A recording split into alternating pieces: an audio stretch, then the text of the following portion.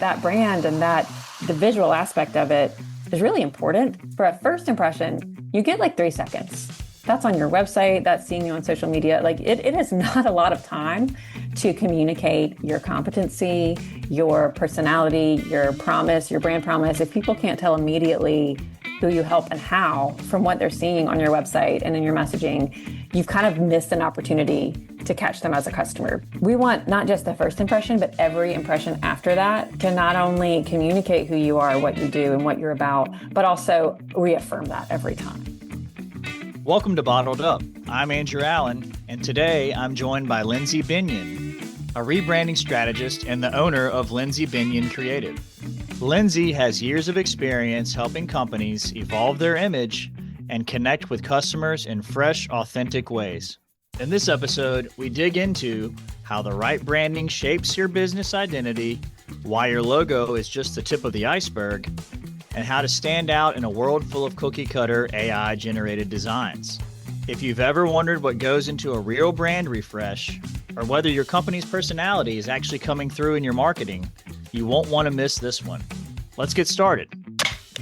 Lindsey, thank you for coming on the show. Thanks for having me. So, Lindsey, you are an owner of a company that helps other companies to brand who they are and the outward facing look and idea of what the customer and end result of, the customer will see. So I want to get into a little bit of your history to kind of tell the listener who you are, how you kind of got to where you are creatively and professionally. And then I want to kind of get into a little bit of the meat of, what it takes to have a good image out there, to hit that bullseye when it comes to what you want people to think of you when it comes to your image with advertising. So, Lindsey, let me ask you this first question. Where did you grow up? I grew up in Mobile. I was born and raised here, and I went to the University of Southern Mississippi for college. And after that, I lived in Mississippi for another 10 years, but returned back to Mobile about 10 years ago. So been enjoying that. It's nice to be home. Were you in Hattiesburg that whole time? Well, I did go to University of Alabama for grad school. So I spent a year in Tuscaloosa, and then we settled down in Jackson, Mississippi. Got it. Okay. So, Lindsey, growing up in Mobile, were you always kind of more on the creative artsy side? I mean, did you always have a knack for drawing and logo work? Or so tell me a little bit about your upbringing like that. Yeah. I was always the artsy kid. I loved arts and crafts. I loved to paint. I wasn't amazing at drawing, but I did enjoy it.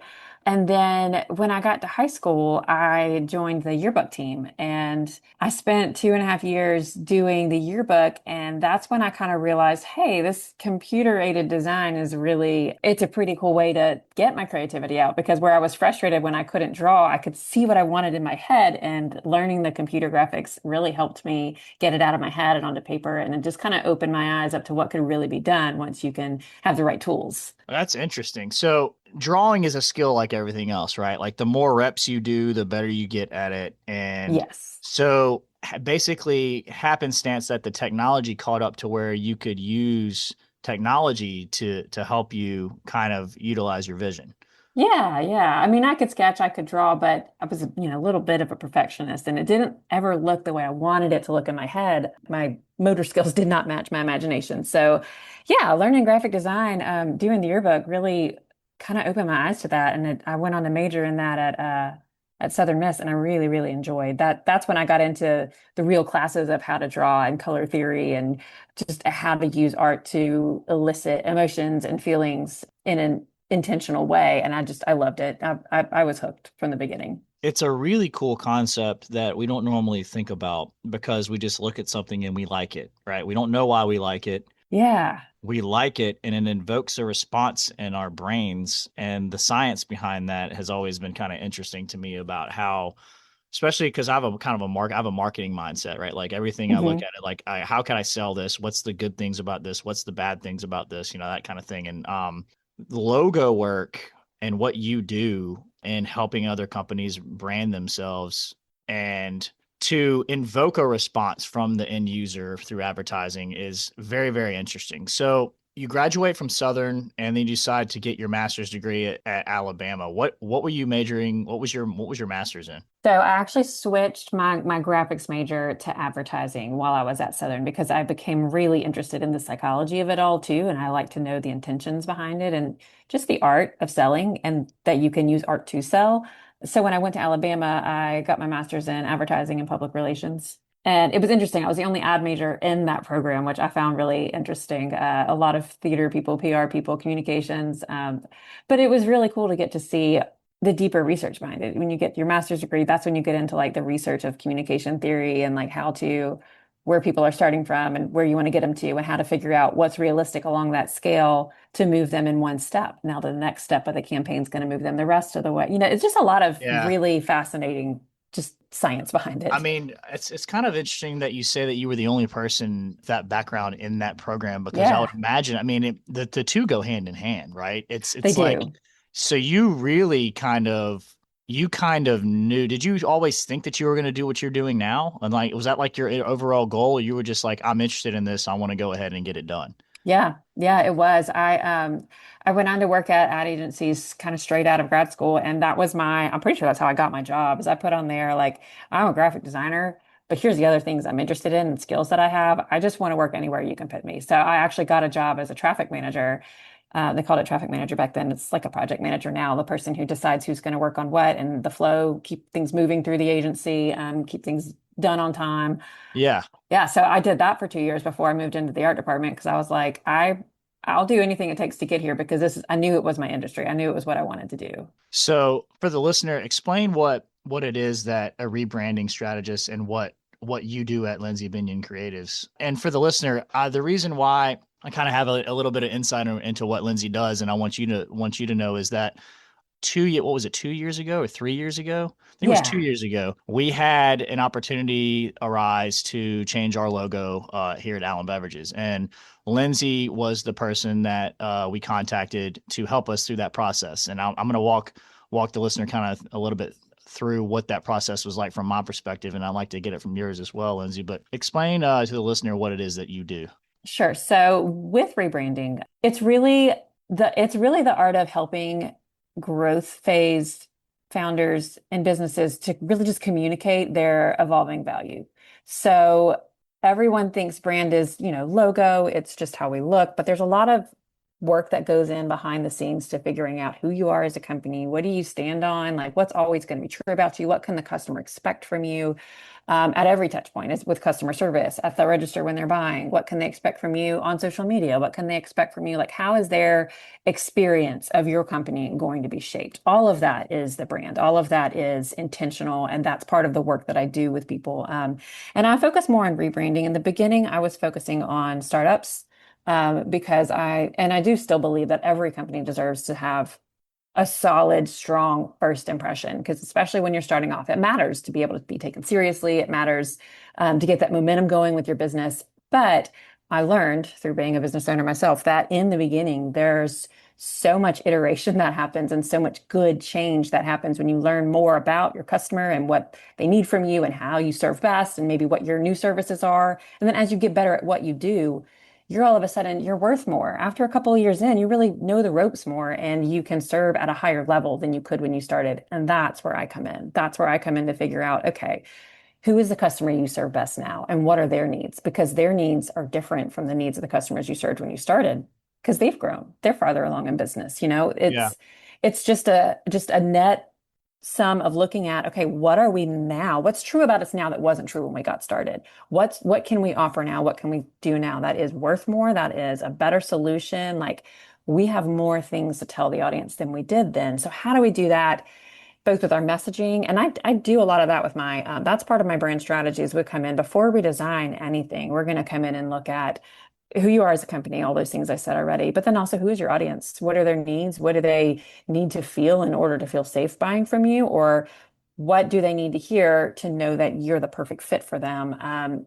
Who else is in the field? What's the competition look like? What are the alternatives? And what corner of the world are they standing on as far as their brand? And we build positioning around that and say, well, what's only true about you and what's always true about you? And where those two things meet, that's where we build your brand. That's where we build your messaging. We build out, what tone of voice do you have? Are you serious? Are you humorous? Are you tongue in cheek? Do you, what's appropriate for your product and your company? And we build out a whole strategy on how to even talk about what you do on social media, in person, on your sales calls, wherever that's going. And we kind of build a little communications Bible about that, if you will. And then we take all that and we figure out, okay, visually, how do people know this? What are people's visual cues that you are who you say you are? That, how do we evoke the feelings they need to feel and put them in the right mindset when they're seeing your website, your logo, your social media, your email signature, everything that you use visually to communicate who you are? That's what's in your visual identity. That's where your logo comes in. So it's really a pretty complex It process is. to It get all is. of that ironed out. But that brand and the visual aspect of it is really important because you only get, for a first impression, you get like 3 seconds. That's on your website, that's seeing you on social media. Like it is not a lot of time to communicate your competency, your personality, your promise, your brand promise. If people can't tell immediately who you help and how from what they're seeing on your website and in your messaging, you've kind of missed an opportunity to catch them as a customer because their brain may just overlook you. They may check you out, register you as not important to them or not relevant, or they could genuinely dislike what they're seeing or hearing, which is more rare. But we want not just the first impression, but every impression after that to not only communicate who you are, what you do, and what you're about, but also reaffirm that every time because that consistency of showing up at that same level and in the same way, that's what turns the customers into like trust. That's what it turns, people work with people they know, like, and trust. Well, that knowing and the liking and the trusting comes with consistency over time. So that's what I help with. Consistency Well, with messaging and with visuals. one of the things that I thought was really interesting, Lindsay, and what you just kind of spoke to was the finding out and looking into what your company and who your company is as like an entity, right? Like if your company was a person, like how you said, is it silly? Is it tongue in cheek? Is it serious? Is it Hmm. respectful? Like that kind of thing. Like no one ever, I had never thought about, our company as, as anything like that. And I thought that going through that process with you and you basically saying, listen, I want you to put things, I think we also did like a vision board, didn't we? We did, yeah. Yeah, where you basically put like, okay, let's put together it's not just, hey, I kind of want a logo and I like the color blue, can you do something with that? Like it's a lot more thought out, psychological, it's a well-oiled process where like you go through and there's many renditions of what we kind of get. Like it's like you have a block of marble and you're kind of chipping away a little bit. And it's like, all right, I think we need to go a little more in this direction, a little more in that direction. And psychologically, we ended up where we are now with our logo. And another thing that I thought that was really interesting and helpful was the amount of different logos that you created, right? Because Yeah. no, because so I mean, you have your vertical logo, you have your horizontal landscape, you have your and I don't even know the names of all of these, but you have like you said, you have your email sign off, you have your what do they call it, the medallion? It's a circle. Yeah, usually like a badge logo. Yeah, the badge logo. I mean, you have all of this and it's all in a suite. It's all right there for you. There's guidelines on what to do. If you want to make stationery, you can make stationery. If you want to do, a background step and repeat, here's what it would look like. Like it's Mhm. all very, very curated and well thought out. So, I mean, it was an interesting experience that I enjoyed and I was allotted the opportunity to do. And all of this came about because our old logo, which I like kind of cobbled together with multiple logos, had the old Pepsi logo in it. And when Pepsi changed their logo to the current logo we have now, I was like, well, this is an opportunity for us to make an Allen Beverages logo. And that way, if we have, like, say, let's say we sponsor an event and we want multiple logos that can be sponsored by Allen Beverages. And let's say that we have a brand that we want that kind of fits the event. Let's say it's an outdoor brand or it's an outdoor fishing event. We want Mountain Dew to sponsor it. So you can have the Mountain Dew logo and then the Allen Beverages logo. Yeah. So that was kind of, and also there might be some charitable organizations that are local that people don't need to have Pepsi sponsoring. It can be Allen Beverages because can now sponsor that with our logo. So I was the whole experience was really fun. So if anybody's listening right now and you feel like you need a refresh or you at least want to have a meeting with someone who can help you take a look at your current state of your logos, Lindsay's the one to contact. And at the end of the podcast, I'm going to let you know how to reach out to her. But Yeah, thanks for that. Do you mind if I give a little bit of insight, talk about your logo a little bit yeah, more? absolutely. Yeah, let's get into it. Yeah. So for those listening, it was literally just the Pepsi logo with Allen Beverages kind of attached onto it. But when we came into this process together, that's when I was able to question, like, do you want to go that route again? Because we can put the new Pepsi logo and put your words with it. But there's a really cool opportunity here for you to be known for what you are known for, like to decide who is Allen Beverages and what do people think about it. And I loved that we were able to uncover your kind of superpower of local service. Like your Yes. competitors are 4 hours away. You own that little spot. You want to own that spot on the Gulf Coast and be known for like we are the people. We get your lifestyle. We're in your community. We help our community. Like really leaning into like building your own personality for your own brand. And that was really cool. That whole local feel is really what guided the direction we took with the coastal elements. And you're right. We did a mood board and just kind of tell you guys a little bit about the process from the beginning of what we did once we did all that strategy work and uncovering who they are and what's important is I created a couple of different scenarios of how their brand could look. And there were two or three different mood boards. They had different color palettes. They were very different. We were working with the Pepsi blue. We knew wanted to be coastal with all, but some of them were this like pale, beachy, relaxed vibe with like a sand color and like a blue green, like it was really very beachy. Yes. The one we ended up going with was a little bit more aligned with the Pepsi logo, the Pepsi blue, but it was really just focused on water. Like it took more of the coastal vibe into the direction of waves, water, because that's coastal, but it's also beverages, and it just worked really nicely. And you guys were able to tell me what was important to you. You guys told me it was important to have the can, the bottle, and the fountain cup represented because you wanted to be seen as more than just a canned drink distributor because you do Right. serve so many different kinds of customers. So being able to pull that all into one logo was a lot of fun. Yeah, and I think I remember the rendition that you were talking about with the sand. I remember we were going through like it's just I think we had to clean up the palette and make it a little more blue. And I remember the coastal one that you did where it was almost like, kind of watercolor Hmm. over near Destin, kind of like that. Like Yeah, like beach sea glass, and I'm looking sea at it right now, glass, actually. Yeah. beachy, yeah. And then I really did like the sand dollar with the Pepsi 20-ounce bottle as the holes in the sand dollar. That's probably my favorite That was brand really neat. design that I've made probably ever. That was really cool. I got to make a sand dollar and I used the bottle and then the other parts of it or the can, just use those Yes. silhouettes as the shapes in the sand Yeah, dollar. that was really cool. Really custom, very cool. And I think we had conversations about how, Walter Anderson is a local artist in our area, and that's kind of where the waves in Hmm. the bottle and can and cup come from. And I didn't necessarily say we wanted to rip that off, but I wanted to kind of make it an homage to Walter Anderson and just kind of because it's unique to our area. Yeah, and that was an excellent use of using what's familiar to your audience and Yes. kind of leaning into that for just borrowing the trust that's there because that is what kind of guided the shape of the waves in your logo, the thickness variation from thin to thick. I took that straight out of the Walter Anderson paintings that I actually had hanging in my dining room because I knew that it was different enough from it that we were just borrowing a little bit of the look and taking the inspiration from that. But it feels familiar to your audience. It feels coastal. It feels specifically Mississippi coastal, which is pretty 100%. unique. Yes. And then did it you come up with refreshingly local? I did.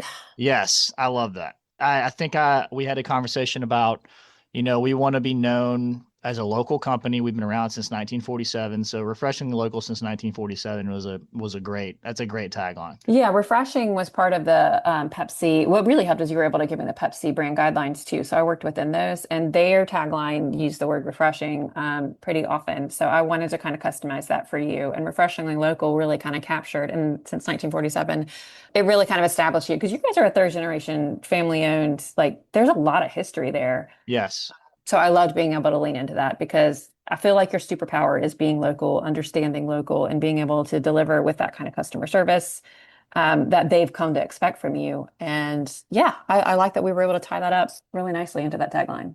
I think the hardest thing for me to decide on, honestly, was the font of Allen Beverages. And that was the one where I was just kind of like, I think I leaned on, I think Morgan was involved and then my cousin Wesley was involved. And I think I leaned heavily on them, just like say, listen, the font, let's just pick a font and let's move on because I'll go crazy trying to find the right one. So I'm happy where it ended up and I'm really happy with how we did it. And the most fun part about it was like debuting this to these guys that I've worked with for years and years and decades. Yeah, how'd that go? And well, I mean, some of them are like, I like it. And some are like, hey, you just you do whatever you want. The logo is not really that big a deal to me. Yeah, And then some of them had like strong opinions. You're like, why did you do this? Why did you do that? Like you're not gonna. One thing I've learned working as in the position that I'm in is that you're not gonna please everybody. that is true. And And if you change is can, hard. Change it is hard for is, people to accept when they've been used to something for a long time. And I it think is. that that's important to know. It's important to give credence to that people are attached to something that they've had for a long time. And hopefully we were able to like do a nice enough homage to it. Because I actually did pull the font from your old logo. That was the inspiration for the shape of the letters and everything, because I wanted it to be somewhat similar to what you had before, the Right. font that Allen Beverages had appeared in, not the Pepsi font. Yeah, and it's just one of those things that I don't even think we had a logo before I made our first logo. Like I don't think we had a legit logo that we would put on, on the sides of our trucks and on Yeah. all of our support vehicles. So I want to talk to you, Lindsay, a little bit about the world that we're living in right now, and especially over the last 3, 4 years. Yeah. AI, Chat GPT, it's like on social media, all that stuff looks the same. It does. I can look at, you can click on Facebook right now and then just scroll and it'll probably stop on a Chat GPT flyer that someone has made for like a lawn care business and I understand that like it kind of allows the everyday man to step up their game and make it a little more professional. Hmm. But it's how do you feel about all this being in it's basically you're spending a lot of hard earned hours and time to curate something and to create something through meetings, multiple meetings with a customer and a client and Right. like how do you feel about all this? I think that it's kind of a tidal wave. It's nice that there's a lower barrier of entry for people to have something created. And like I said, startups, it's important to start with something that is a little bit more professional. And honestly, every business should be able to start with that. So I do like that it has lowered the playing field for that. But as I spoke to earlier, you're going to evolve past that to where that logo, they're not going to give you a vector version of it. You're not going to be able to blow it up or print it on a t-shirt or a hat, like make it an embroidery thing. Like you're going to be very Yes. limited with what you can do with AI output on as far as logos. But when you get to the level of the businesses I serve who they've been around, they know what they're doing, and they really want to be taken seriously at the level at which they serve. AI is just really not going to get you there because there won't be any uniqueness. What you came out with is a brand that spoke to your brand, your company's superpower of being local and your specific audience. What happens when you use AI to create a brand identity? Because you can plug in, give me your brand strategy, and it'll spit a bunch of stuff out. But what you can count on is that those are the exact same answers it's going to give the next person who typed in, give me your brand strategy. Like Yep. it's a formulaic, like AI, it amalgamates, like it always drives towards the mean. So the mean being the average, it will pull you closer and closer to the center with every decision you ask it to help you make, because that's what it's programmed to do. And the human's ability to think outside of that and look, where else can I plant my flag? What other creative decision can I stand behind that's going to stand out from that? I'll give you the perfect example. Perfect example. I'm not, okay, so have you been watching the World Cup? I have seen some matches, yes. Okay. Have you noticed the vast abundance of pink cleats on all the athletes? I have not. Okay, so I've been reading about this. There are maybe three, maybe four players on a team that don't have pink cleats, but every team, every field, every match, that's all that you see. And that was not planned. That happened because Nike, Adidas, Skechers, there actually is somebody wearing Skechers. I looked it up. There actually is a Skechers Oh, person wow, cool. on the field. Yeah, yeah, it's Harry Kane with England, so kind of a big deal. But yeah, so all of these companies developing their selections, their World Cup lines of style that you can choose from, they all leaned on the same data, which was that pink sits opposite green on the color wheel, so it's going to be the most visible on a screen, big or small. If you That got a makes green total field, sense. pink's going to Yeah. stand out. And there was also data about athletes feeling more empowered when they wear bolder colors.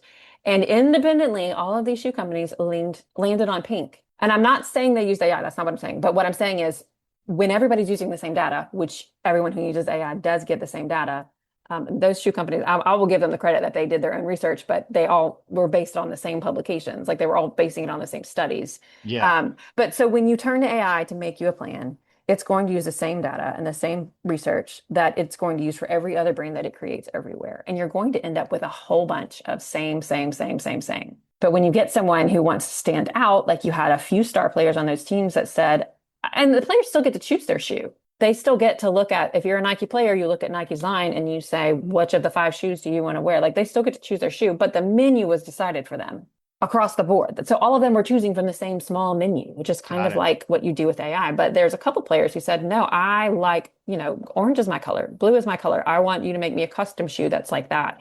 That's what custom branding is too. That's what makes them stand out. You can spot them on the field because they're the only ones not in pink. That's kind of how your brand's going to be. When you have the quality behind it and you've got the intentionality behind how to make your logo like really custom to your audience and your perspective. Like, for example, AI logos, they don't do negative space well. If you see a logo with like a hidden shape in it, like the FedEx logo with the arrow in it, like that's what I mean by negative I space. was Yeah. literally just about to ask you that. Like, that's one of my Yeah. favorite types of like little Easter egg logos, like Yeah. Same. I where think like everybody enjoys like feeling clever yes, when they figure it out. yes, But and AI like, can't do that. well, It not doesn't have the only skill.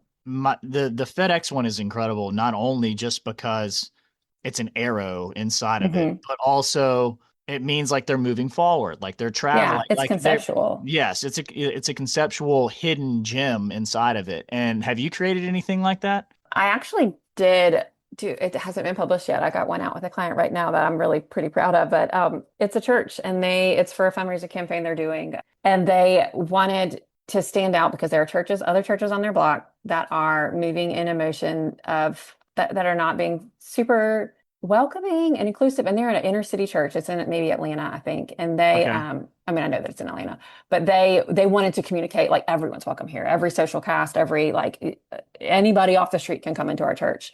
So they wanted their theme is coming together, and I was able to design like what looks like people holding hands in a circle with like an outer circle around that, but the inner shapes are hearts. And I know that sounds cheesy, but it is for a That's church. cool. Yeah, so that's the negative shape that's formed between their hands and their legs, the way that they're connecting. It's forming like hidden messages in there. And I've done it for other companies too. Like your waves is a little bit that way with your logo because some where the waves of your logo are that way. All of them are because they're knocked out from the shape. The shapes exist, and then it looks like there's a shape in front of it guiding it. But yeah, so that's a really cool design tool, and I think that a lot of people enjoy that. But that's the conceptual level that AI can't think at. So I mean, yet. I don't know what's having to come. having used a little bit of AI, what we normally use AI for is like if we're gonna do like a banner for someone and it's very simple information and you want to just kind of tidy it up and Hmm. make it a little more upscale than just writing on a white background with black lettering, hey, like grand opening, right? Hmm. Or for like a temporary sale on with a price point. We use Yeah. AI for that. Well, and you should. That's the way the tool is used. It's good at implementing. So if you've already got Yes. your brand created and you have this full library of logos and you say, okay, I know I want it horizontal. Here's the logo. I want you to use AI. Here's the colors. And here's what you can kind of tell it, I need there to be a bottle in the middle with the word on the right and then the website on the left. Here's the shape it needs to be. That's an implementation tool. And that's a proper use of AI. Yes, That saves you a ton of time. that's It, exactly how we've yeah. been doing it. Because I remember I used to have to create all this stuff from scratch. And let's say like we have a crawfish customer a customer who sells crawfish in bulk or like they sell it Hmm. at a restaurant, right? I would have to go onto Google and look up a massive, like 1200 by 1400 pixel crawfish background and then Hmm. drag that in and make that just a background and then have white lettering over that. And then maybe if it was like for the 4th of July, I would have like red, white, and blue something and change the letters. Like it was all Yeah. really like Mod Podge together, right? Yeah. Really This, manual. yes, this allows you to like, it'll give you a great starting point. Yeah. And I And think that's that, the step that AI is really, really useful yes, for. And I think too that speaks to why branding services. I'm not scared at all from AI right now. Like as a designer, that I was going think to be my that next question. Yeah, I think that having a custom brand and like a strategic custom brand done at the beginning is going to make AI more useful. So having this done at the beginning, what it helps, okay, it helps the founders delegate tasks more because all of a sudden they've got a handbook they can give to all of their employees on how to speak for our brand, how to describe our product, what words do we use, what words are off limits. Like they don't have to be the only people on sales calls anymore. They don't have to be the only people making decisions on messaging. So it saves them time there. But also you're going to get this collection of assets. Like you said, a logo for vertical, a logo for horizontal, a logo for square, like social media icon type stuff. I give people the full suite so that in any instance your brand needs to show up, you have ingredients handy. And Yep. if you have a designer on your team or someone who can implement it with AI, then you have everything you need. If you don't, I mean, that's a service I can offer as well in an ongoing way. But I want all of my clients to have every ingredient they need to represent their brand at a professional level, no matter who's putting it together. So if you can when you invest up front in having all of those ingredients created, you can bang out. I mean, you can use AI to create all of your implementation as needed, or designers, or however you want to do. I mean, I'm always going to advocate for having human designers in the process. You've got to have somebody who knows what they're doing to at least babysit the AI and guide it and maximize its potential. Yes, Yeah, yeah, you have to have a standard. And like what we've done in the past, I mean, Ashton, our marketing coordinator, has basically she's used it for custom signage for you have customers at like for like let's say a Walmart and they want I want like a beach themed sign here with this and this and this. And so we've like you said, you can't just say, "Hey, AI, make this. I want this to be a Mountain Dew logo here. I want this beach. I want this surfboard to have a logo on it," because it's not going to be correct. right.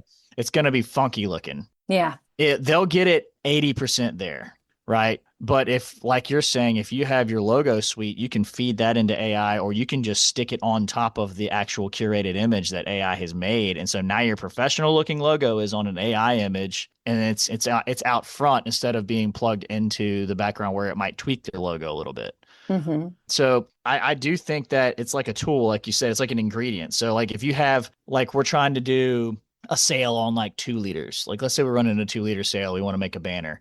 You say, hey, put a Pepsi 2 liter on with this price point and have it be a 4th of July theme in the background, right? It'll put a 2 liter bottle from Mexico on there. Yeah. You know what I mean? So like you Yeah. have to like now you have to go into our ImageWorks suite with PepsiCo, pull the image out, put it over the other image, like blow it up bigger, pull it over because you're doing a little bit of manual work anyway, but the Yeah. background's there, the vibe is there, the feeling is there. So it's wild the stuff that this thing can do.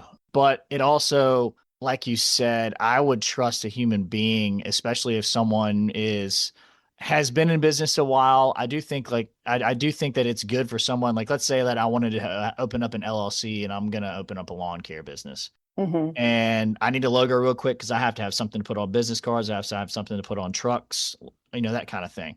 It's great for that. Once let's say you've expanded and like you're successful and you've been open for 3 to 5 years and now you're like, I really want to kind of get a little more professional logo. Maybe, you've invested in more assets as far as trucks or lawnmowers or whatever. And I want to Hmm. put a really professional logo on there. That's where you come in, Right. so it's great to start. And I never really thought about it the way that you described it, where it's like, the threshold for entry is lower now for someone to get something professional looking. Yeah. Um, Well, and I think too, it's important, like another example of what your company did that was really intelligent is as you're a family-owned company entering the most current generation of ownership, you have to take into fact that history matters and longevity matters. That is still a leg to stand on, a strong leg, but it's a little bit less common. People are able, like there are how many pest control companies in my city can say we're a family-owned business that's been around for 40 years? A lot at this point. But that isn't enough really to today's audience. That's why we do the work we do. We say, yes, okay, you're a family-owned brand, and that will definitely be a main thing of what we say about you. But how important is that to today's audience when they're searching? Because the way they search for a service business now is different from how we did it's it 20 years changed. ago. It's They're going to hit changed. Instagram, they're going to hit Google, they're going to probably just type it into Chat GPT. Hey, who's the place with the best reputation that's closest to me. A lot of customers are outsourcing ChatGPT, even just the mental work of running a It's household. crazy how that's Yeah. starting to be like that's now the search engine. Yeah. Well, even when you Google, AI is going to put Gemini on it. You're going to enter a conversation with their AI as well. Would you like me to look for these kind of businesses for you? Like that is becoming important. So you're going to have to broaden what you say about your business and how you talk about it on your website. Is your website written in question and answer format? I also do website design. After we do the logos, I do web design now. And that's one thing we look at is like, are you structured? Are you prepared for today's audience? So this family-owned business, we really want it to survive.